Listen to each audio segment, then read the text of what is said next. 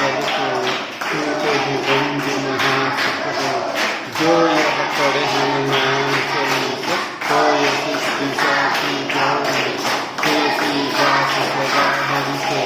पीते नाथ हृदय महादेव